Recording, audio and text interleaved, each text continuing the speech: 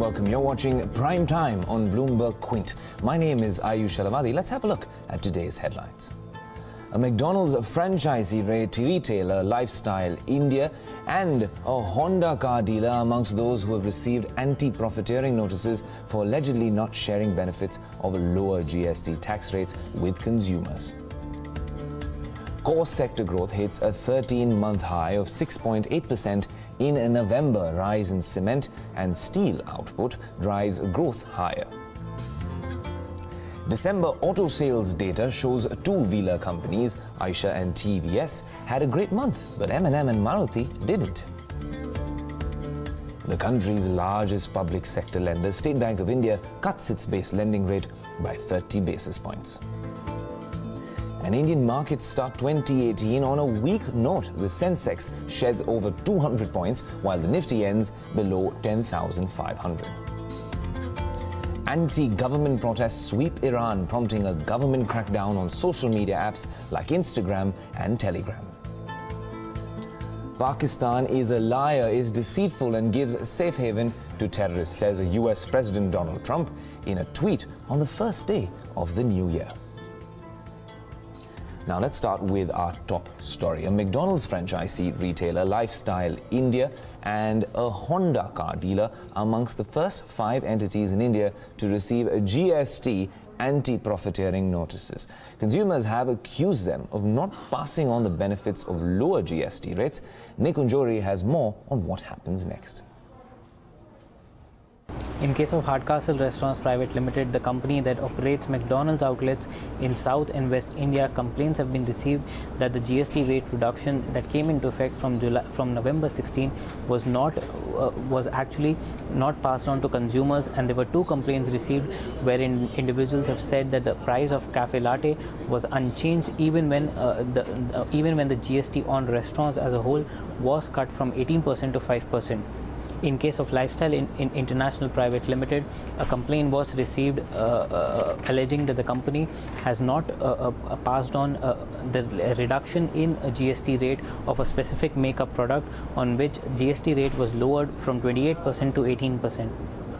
In case of a dealer that deals in Honda cars, a complaint has been received that some part of pre-GST levies like excise, central sales tax and VAT were included in the price of that particular model of Honda cars, and GST was levied over and above it, in turn inflating the price of that model of Honda.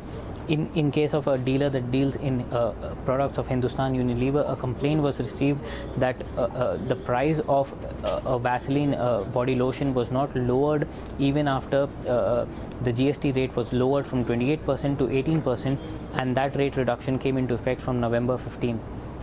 In case of a construction company, Pyramid Infratech Private Limited, complaints have been received by 36 home buyers who have alleged that the construction company has not passed on the benefit of input tax credit to consumers. Now, all these companies have been given time in which they have to respond whether they were actually profiteering after the implementation of GST and not passing on the benefit of GST and input tax credit which these companies get to consumers, and they have to calculate the amount that they have profiteered and mention that in their responses along with copies of the balance sheet returns filed during the period. All right, just to take this story a little further, we're joined by Bipin Sapra, partner at Ernst & Young. Bipin, thanks so much for speaking with us at Bloomberg Quint. Now, this is an interesting development. I want to understand from you, going forward, how will the government really determine if a company, based on these provisions, has profiteered or not? Because what Nikunj was highlighting there was an interesting few cases in point. So I guess that's the biggest question which the industry is right now asking the government also, because there are no clear guidelines as to how anti-profiteering would be decided. So there is a law which says that if the rate has been reduced or there is a benefit accruing because of additional credits because of introduction of GST coming in, that needs to be passed on to the consumer. But in case of market scenarios, a lot of things happen. There are a lot of other factors which come into play, and what all of those factors would be allowed to be taken into account while determining as to how the price should be changed, by what amount the price has to be changed. The industry is still looking for guidelines from the government. So there are two ways of looking at this. Generally, that either the anti-profiteering is looked at from a perspective of product, or anti-profiteering is looked at from a perspective of an entity. So an entity may be manufacturing more than one products, and there may be an increase in price. There may be a benefit coming in from a rate perspective, while there may not be a benefit coming in from a rate perspective on the others. So how do you really balance out all that? So guidelines are not clear. I think as the investigation as the time progresses and the government gives out certain feelers or certain indication as to what exactly it is willing to allow, and what exactly would be the basis on which this anti-profiteering would be determined, would we be more sure on this? Absolutely, Bipin. You did highlight the ambiguity of the situation. It becomes interesting in this particular case because from what we know, the investigating agency has asked the companies to disclose profit and loss statements for the year end in March, GST returns for July to December, input tax credit register, price list before rates on more than 200 items that were reduced from November 15th. So, going forward, even this might be sort of uncharted territory, right, Bipin? Because in terms of the information and the details that companies will be asked to furnish. Yeah, absolutely. Because the format which is out there in the public domain, on which any consumer can complain, is quite generic, and you just have to say as to what is your understanding as to why the company hasn't passed on the rates. For example, like in case of a restaurant industry, when the rates were reduced from 18 to 5% on the 15th of November, the credit benefit which was available to these restaurants was taken away.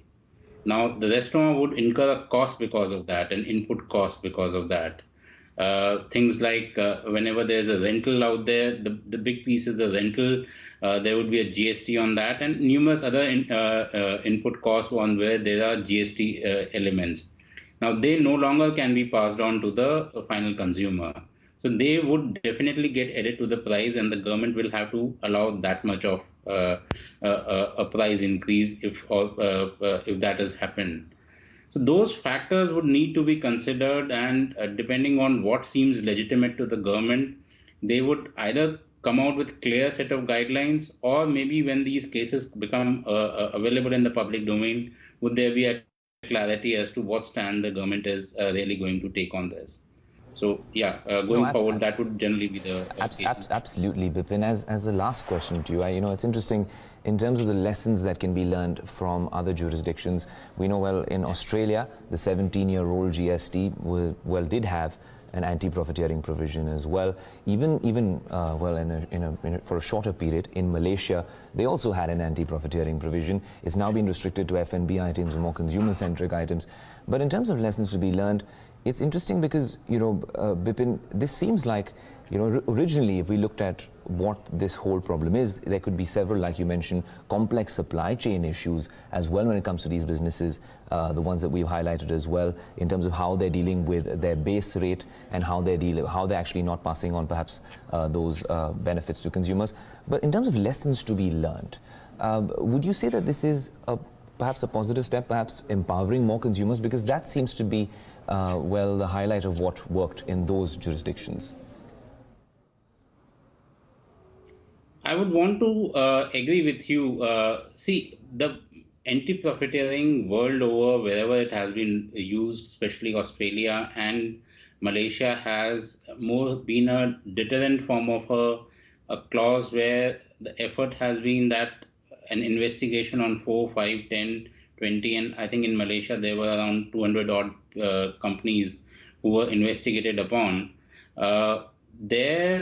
It's a deterrent that the other companies should follow suit, and wherever they can and they feel legitimately that the price should be reduced, they go ahead and reduce that price.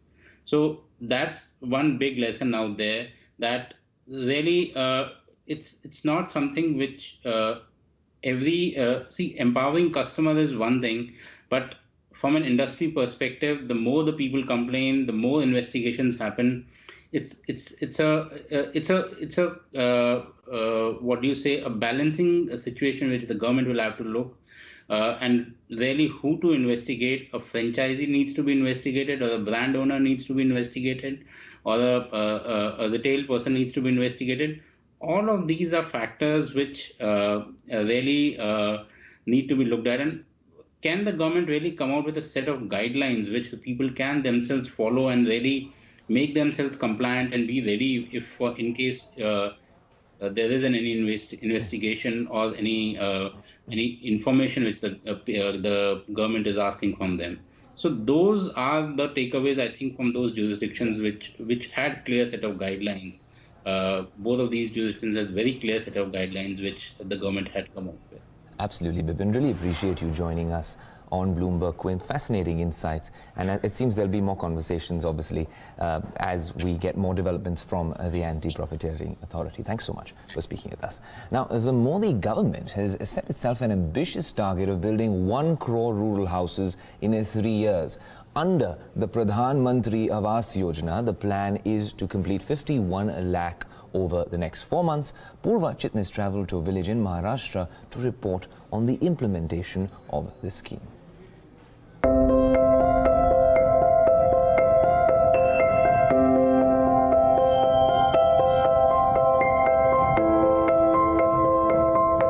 The government has given hope to citizens living in kacha houses.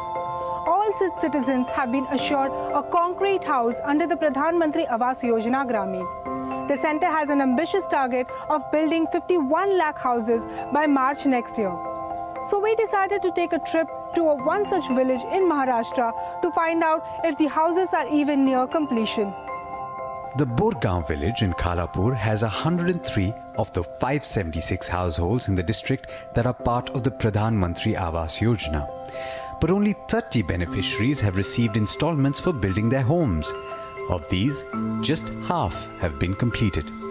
पहिलं कुडाचं होतं असं मी मेढे उभी करून आणि नंतर मग हे घोडा होता घोडा मेढेचा किती महिन्यात बांधलं तुम्ही हे घर? 2-3 महिने लागले. The others are either in the process of completing their new home or still waiting for the funds to come in. मेरे को पहला तो फाउंडेशन का अभी पहला 30,000 तो मिला और बाद में वो बांधकाम चालू किया ना तभी मेरे को 60,000 मिला मतलब 90,000 हो गया. दिलेल्या पैशांमध्ये होणारच नाही तसं. तर मॅडम इकडे पाण्याची पण टंचाई आहे आमची खूप. पाणी विकत आणायला लागतो, टँकर आणायला लागतो. आम्हाला थोडेफार 20-30 हजार पदरचे पण खर्चावे लागतील. पाईप, पत्रा, प्लास्टर. अच्छा, मग 1,20,000 मध्ये नाही होणार. Under the scheme, every beneficiary gets 1.2 lakh rupees to build a house. There's also an additional 18,000 rupees as part of the Manrega scheme. That's topped up with a 12,000 rupee bonus for a toilet. All in all, that's 1.5 lakh rupees for a new home. And though the houses come with the promise of electricity, water is hard to come by. इन घरों में हमें toilet देते हैं पहले और इसके बाद electricity का कनेक्शन देते हैं.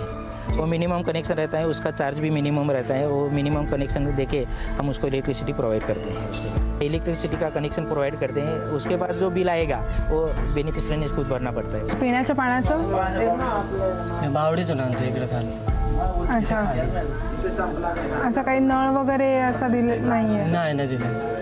With a scheme that promises so much, everyone wants a piece. But not everyone makes the cut. So what's the eligibility criteria?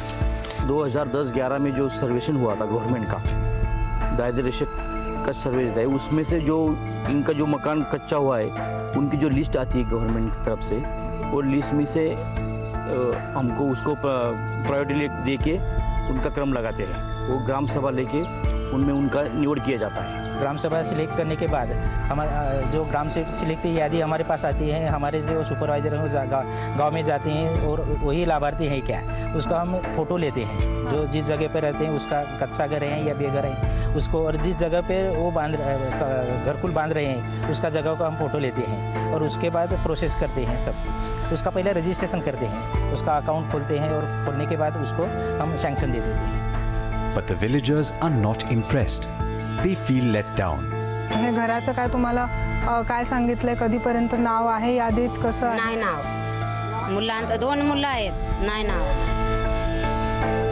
Only time will tell if the government meets its own target. But like most centrally sponsored schemes, there are some who have availed the benefits and are leading a better life, while others are still scrambling to get their names on the list. This is Purva Chitnis reporting from Borgaon village in Maharashtra. On to important economic data now. Core sector growth has risen to a 13-month high of 6.8% in November from 5% in October. A sharp rise in cement and steel output contributed to the pickup in growth. Cement output rose by 17.3%, while steel production grew by 16.6%. Coal output declined 0.2%, while refinery production rose 8.2%. Crude oil output rose marginally, and electricity production grew by nearly 2%. Natural gas and fertilizer showed a growth of 2.4% and 0.3% respectively. Okay, December was a mixed bag for auto companies. While two-wheeler companies fared well, Maruti Suzuki and Mahindra's sales were muted. Yatin Mota has all the numbers in this one report. The auto sales data so far more or less in line with the street expectations. In fact, if you look at Mahindra and Mahindra automotive segment, the growth was close to 8%, which translates into 39,200 units. Now this was better than the estimates of close to 37,500 units. Similar is the case with Maruti Suzuki. Total sales growth seen at close to 10.3%. Sales came in at 1.3 lakh units. And more importantly, this time we had a 1 week maintenance shutdown at Maruti Suzuki's key plants, because of which the overall production number got impacted. So despite the demand being there, lower production was the reason why the number was slightly lower than the street expectation. In fact, analysts were expecting a 25 to 30,000 unit loss in production because of the maintenance shutdown. So despite that, Maruti keeps the clock moving on the positive side for the auto sales. Escorts also, we saw 13% growth coming in. Total sales stood at 3,600 units for the tractor segment, and we have TVS Motors, which has come out with a decent growth number. Numbers were above the street expectations. We have TVS Motors, which has posted a growth of close to 39%. So far, the overall auto numbers have been good. Of course, the high growth that you see is largely because of the fact that last year, same time, we had the demonetization, event happening in November and December, because of which the base was low. But on overall basis, December, because of higher discounts and sales promotional and marketing activities of auto companies, the overall number has been healthy so far. Well, staying with the auto sector, Eicher Motors also released its December sales data. Sales of Royal Enfield motorcycles grew by 17% to 66,968 units, and exports jumped as well to 1,601 units versus 1,082 units last year.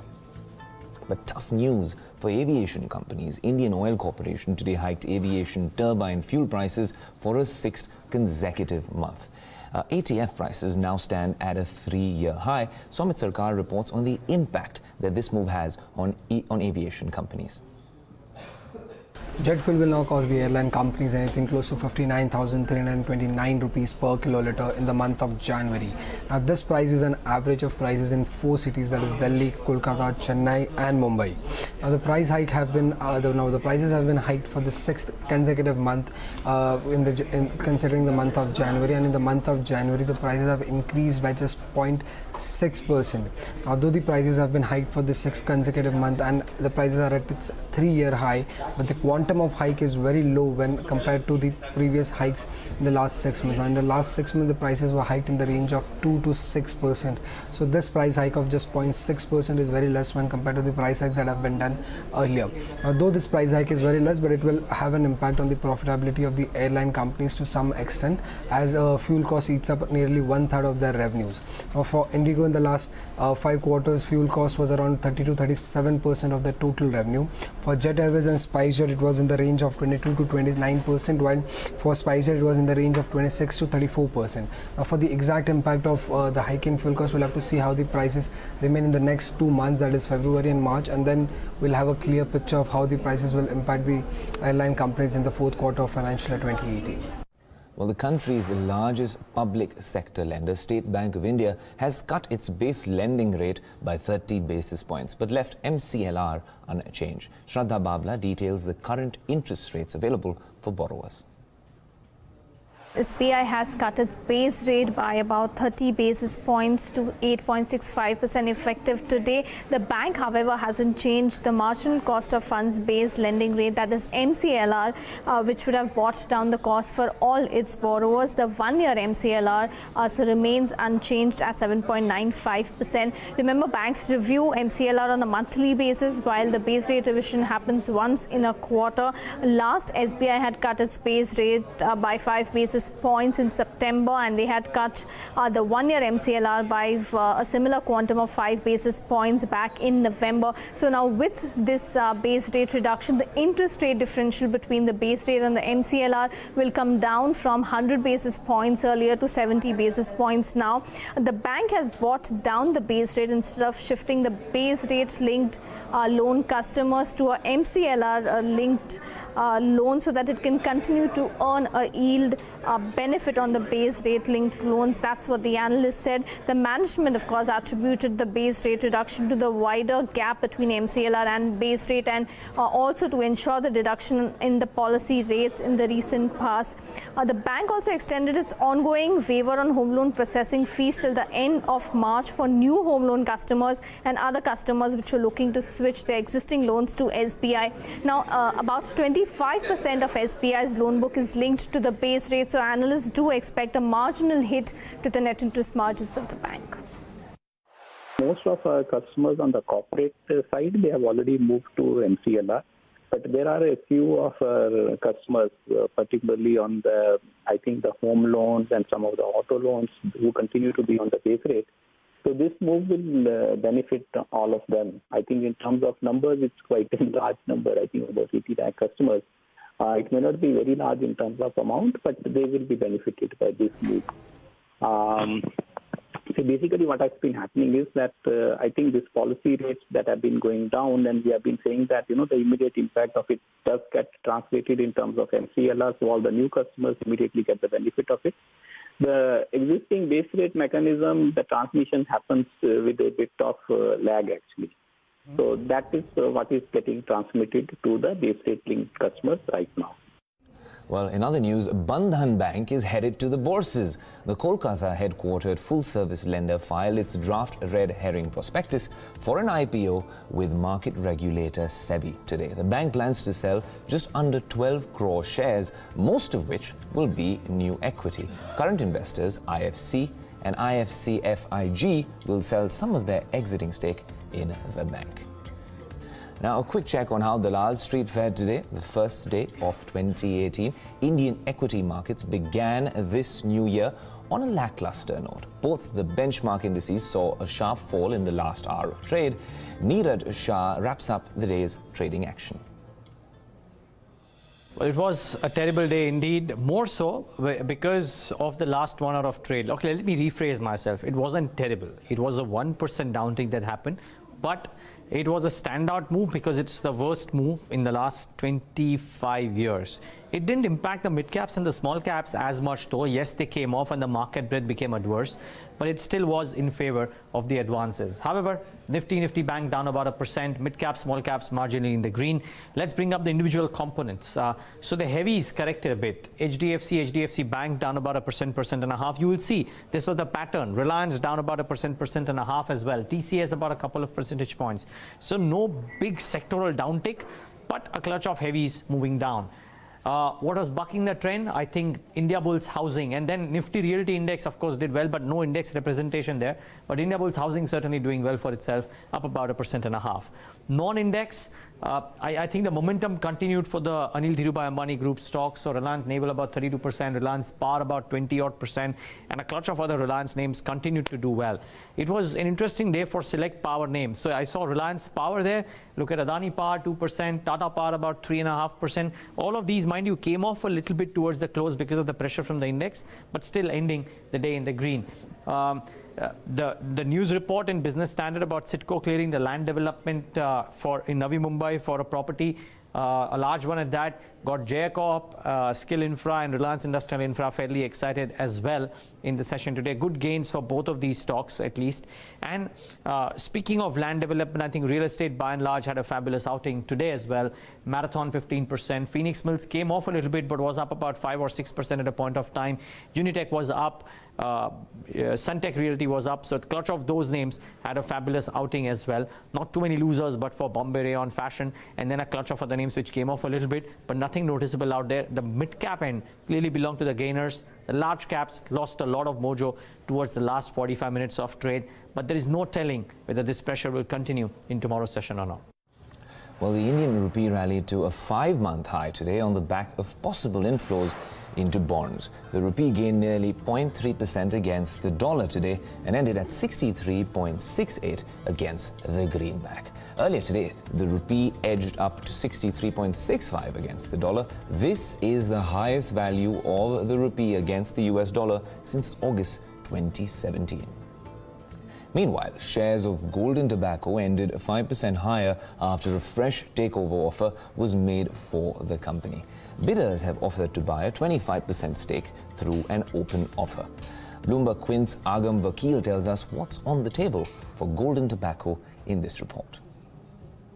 The shares of Golden Tobacco did close in an upper circuit of 5%. This was after there was an open offer made by one Pramod Jain and also another entity, Plus Corporate Ventures, also owned by Pramod Jain. This is the open offer for 25% stake or a little over 44 lakh shares, and the open offer has been made at a price of 101 per share, which is nearly twice as much as its current market price is, also after considering its upper circuit. Interestingly, the promoter had earlier made an open offer in 2009 and had sought to withdraw it. And once again, because of regulations, we'll have to wait and watch for more developments on this one. Now, as we enter a new year, a year packed with elections, what must Prime Minister Modi do to ensure a minimum government legacy? Listen in to Raghav Bhel in his latest video column.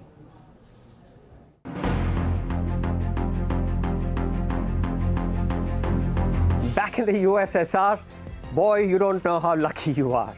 You know, I was reminded of this song when I read the Modi government's public procurement policy order of 2017, which says that for any tender that any Indian government department or company puts out, Indian manufacturers will be preferred and will be given a 20%, yes, a 20% price advantage over foreign suppliers. The reason it reminded me of USSR is because this is very similar to the Soviet-style planned economy of the 1970s. Very protectionist, very trying to cut yourself away from the world. You know, I couldn't help but think of when I met Prime Minister Modi, who was then Chief Minister of Gujarat and a prime ministerial candidate of the BJP. I met him in April 2013. We did a Think India dialogue with him. And I remember he electrified all of us with that phrase, minimum government, maximum governance. Unfortunately, the slogan has gotten transformed in the last 43 months to maximum government, maximum economic statism.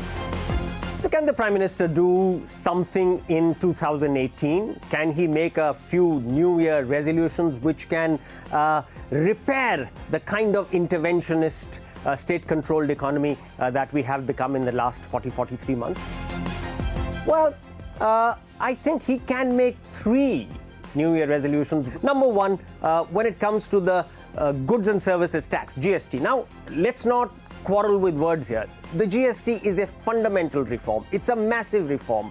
But some of the features that have been introduced, which actually lead to a lot of intervention and a lot of problems for people, those should be done away with. There is something called the National Anti-Profiteering Authority. Can you believe it? We are in 2017, 18, and we are talking about an anti-profiteering authority. Somebody to whom a consumer can make a complaint, say that I am being overcharged by such and such producer. The government will have the right to go in and check the books of accounts of that person. And hold on, if the government finds that there is actually been profiteering, then it can order that the profiteered amount is returned to the buyer with an 18% penalty. Can you believe this? Can you believe this is about free markets and well-regulated competitive markets? So really, this anachronism called the National Anti-Profiteering Authority should be simply disbanded. Then we have another thing called the e-way bill. Now, you know what that is? If you buy or sell anything worth more than 50,000 rupees, yes, as small an amount as 50,000 rupees, then you have to generate an e-way bill, which will then track in real time the movement of that purchased commodity or product within the city limits, across city limits, across states. So you have this one electronic sort of octroi bill, if you will, which will be tracked wherever the goods go. This is, again, it's over-controlling something which doesn't need that kind of control. Then the GST has got another wonderful thing called invoice matching. Now, invoice matching is foundational to GST because unless the invoices are matched at the back end, you don't know whether the tax credits that have been availed of are right or not. No problem, no quarrel with that. The problem happens when I, who have filed my GST forms, am told to wait for my tax refund until the person from whom I have bought the goods has filed and until our two invoices have matched. Now, my question there is, I have paid my tax, I have done my filing, I have no way to control whether the other person has done his or her filing. So why are you holding my refund up until that other person has filed his taxes? One of the other big reforms that the government announced was bank recapitalization bonds. Now, this was something which was celebrated by everybody because it was seen as a fundamental reform. I beg to differ. It is not a fundamental reform. Bank recapitalization simply means that you pick up the depositor's money, you take that liability on the bank's balance sheet, you convert it into an asset.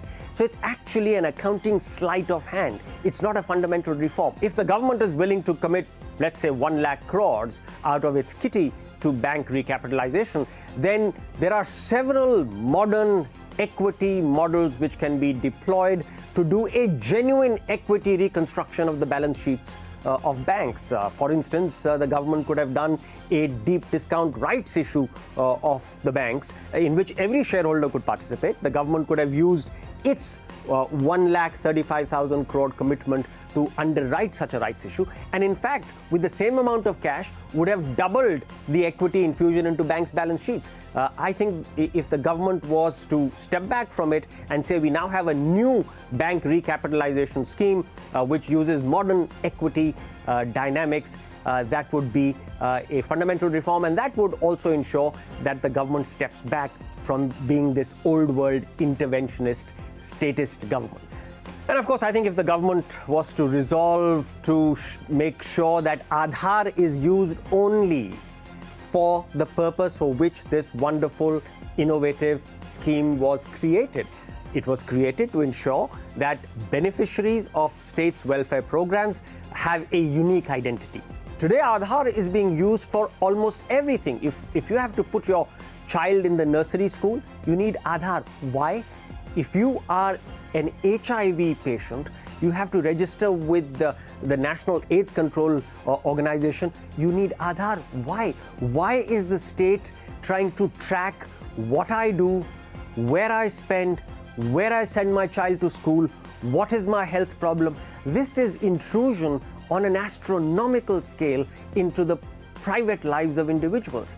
My sense is if the government does these three things that I've just listed out on GST, on Aadhaar, and on bank recapitalization bonds, then it can reclaim some of the free market, competitive market, right of center economic philosophy that the government had promised when it was elected, but which promise has, as I've shown, been belied in the last 43 months. And in the end, I'm just reminded of the Beatles song all over again, because if this government doesn't do the kind of economic resolutions for 2018 that I've talked about, then the song will pretty much be back in the USSR, boy, you don't know how unlucky you are. Well, India saw a number of economic reforms in the year 2017, from GST to demonetization, and all of them fared smoothly. That's the word coming in from Finance Minister Arun Jaitley. He adds that the structural reforms in India, says, will be beneficial in the long run. Structural reforms का एक युग इस देश में फिर आया है और उसका असर ये हुआ कि आज ease of doing business ranking 3 साल पहले हम विश्व में 190 देशों में से 142वें में थे। 3 वर्षों में हमने 42 पोजीशन सुधार ली है। मैं मानता हूं आने वाले वर्षों में और होगा। मैं मानता हूं कि इन स्ट्रक्चरल रिफॉर्म्स का मीडियम टर्म में, लॉन्ग टर्म में देश को बहुत बड़ा लाभ होने वाला है। Well, on to important news. Pakistan is a liar, is deceitful, and gives a safe haven to terrorists, says US President Donald Trump in a tweet on the first day of 2018. Allow me to read out that tweet verbatim to you. He says the United States has foolishly given Pakistan more than $33 billion in aid over the last 15 years. And they've given us nothing but lies and deceit, thinking of our leaders as fools. They give a safe haven to the terrorists we hunt in Afghanistan with little help, no more. This is the strongest warning from Trump to Pakistan so far. It comes 5 months after Trump called for tougher measures against Pakistan in his new South Asia policy. Now, just to understand and decipher what that tweet means and what it could mean for the global community, Michael Kugelman, Deputy Director, Asia Program at the Wilson Center and a regular columnist on Bloomberg Quint, joins us now. Michael, thanks so much for speaking with us. I want to start off by asking you what this really means for Pakistan, because it's interesting that this tweet's come on the first day of the year. It's been a bizarre set of tweets from Donald Trump, and it's timely considering the message coming out of North Korea as well. That's the way the new year has begun. But if you could decipher what this really means? Well, I think it's a major development because, as you noted, this was his very first tweet of 2018. One would have expected him perhaps to direct some sort of taunt at Kim Jong-un or to say something about a politician he doesn't like in the U.S., but for him to focus on Pakistan, I think that's very significant. Now, whether this means that he's essentially foreshadowing some type of major policy initiative in the United States, if he's previewing some sort of major aid cut, I think it's a bit preliminary for us to be judging that. We need to get a bit more context about what's going on. But I think the timing of this tweet is very significant. And I think that there is a lot in the works. I know that the U.S. government for quite some time has been strongly considering some type of aid cut when it comes to Pakistan. But, the fact that Trump has made this proclamation now, I think we shouldn't take that lightly. But I think we should caveat this with an important point. Whenever it comes to assessing Trump's tweets, we always have to take things with a grain of salt. He issued a tweet about Pakistan back in October when he said that the relationship is back on the upswing and things are going to be looking good again. But clearly that didn't happen because the relationship continues to be troubled. And, after he issued that tweet in October, things didn't really change for the better either. But it's interesting, Michael, that you say that, because when it comes to U.S.-Pakistan ties, it's been an interesting set of a few instances of late, and it becomes interesting in terms of what this really means for India, because even when it comes to Trump's revised South Asia policy, when it comes to the region, well, of course, it calls for India to have a stronger role in the region as well. And of course, it also talks about Pakistan clamping down on terrorism, really walking the talk. Do you think this, this augurs well for well, you know, US-India relations, so to speak? Or is this a statement of intent really where the US and India are working together, perhaps, in terms of the policy for the region?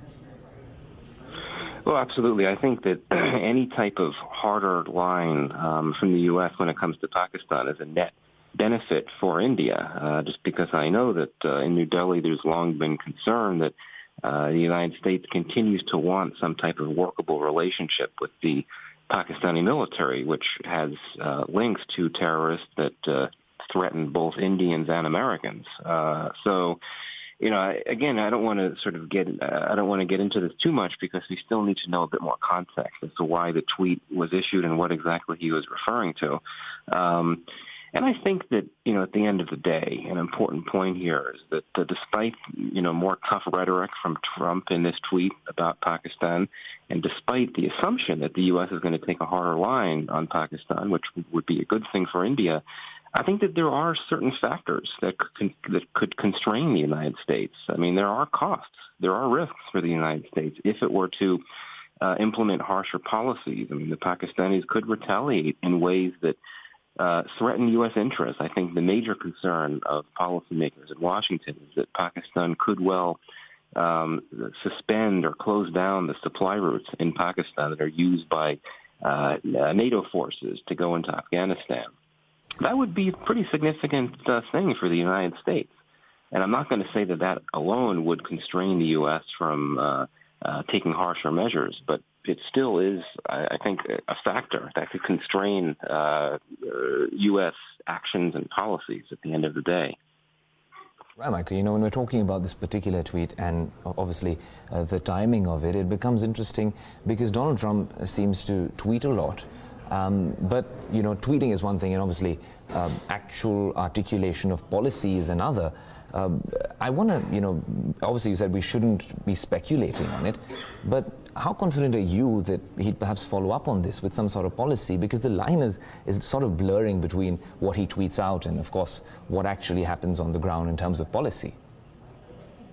Well, that's a good point, though I do think, as I think I said before, that I think there have been some effort in the works for quite some time in Washington to engage in some type of aid cutoffs or suspensions. Again, I would agree that we shouldn't read this tweet by Trump as essentially a declaration of a new policy, that aid has definitely been cut off. But I think it does suggest what has, to me, in my mind, long been an inevitability, and that's that, you know, there will be some type of aid cuts. And there was a New York Times story a few days ago that was talking about $250 million worth of assistance that could be essentially suspended indefinitely. So I think that's what we could be moving toward at this point. But, you know, at the end of the day, Trump is, you know, he is unpredictable. This is perhaps the most unpredictable president and unpredictable White House in the history of the United States. So I think that, you know, we need to be careful not to essentially conclude from this tweet that, you know, the U.S. is going to cut off aid to Pakistan. I think we need to let events continue to play out. I think that U.S. policymakers are going to continue to be in a monitoring and an evaluation stage when it comes to Pakistani actions. I think that U.S. Officials are still looking to see some type of indication from the Pakistanis that they're cracking down on the terrorists that threaten the United States in Pakistan. But time will tell exactly what happens, and I'm not particularly optimistic. All right, Michael, really appreciate you joining us on the first day of 2018. Now, speaking of Pakistan, there seems to be some movement as far as bilateral ties between India are concerned amidst all the tension between the two countries after Kulbhushan Jadhav's family meet. A Pakistani national security official said that India's national security advisor, Ajit Doval, was friendly and positive while meeting his counterpart. The meeting was held just 2 days after Kulbhushan Jadhav met with his family. Pakistan's newspaper, The Dawn, reported that a Pakistan security official termed the meeting that took place on December 27th as a success. However, there has been no word officially or unofficially from India's side about the meet yet. And we'll be discussing more about this on the Primetime debate with former Foreign Secretary Lalit Mansingh in a short while from now. In more international news, the Hassan Rouhani administration has initiated an internet crackdown, blocking access to apps like Instagram and Telegram, even as anti-government protests continued across the country. The protests, the biggest since 2009, are based on economic hardships and alleged corruption in the government machinery. President Hassan Rouhani has appealed for calm, saying Iranians have the right to protest and criticize authorities, but they cannot cause damage to public property. US President Donald Trump said on Twitter that the world is watching the events in Iran and the government should respect their people's rights, including the right to express themselves. Telegram's CEO, Pavel Durov, has expressed his disappointment over the blocking of the app Telegram in Iran. In a blog shared on Twitter, Durov said that Telegram considers freedom of speech an undeniable right and would rather get blocked in a country by its authorities rather than limit peaceful expression of alternative opinions. He also pointed out how Iranian officials filed criminal charges against him in September last year. He also expressed doubt over whether the ban on Telegram in Iran will be permanent or temporary. We will also be discussing what the implications of the NSA-level talks just days after the much talked about Kulbhushan Jadhav's meeting with his family. Former Foreign Secretary Lalit Mansingh joins us live in a moment to talk on this. We'll be discussing as well on that show the unrest in Iran with Vivek Kaju, former Secretary, Ministry of External Affairs of India. But on this show, that's all the time that we have. Thanks so much for watching. Stay tuned for Primetime Debate.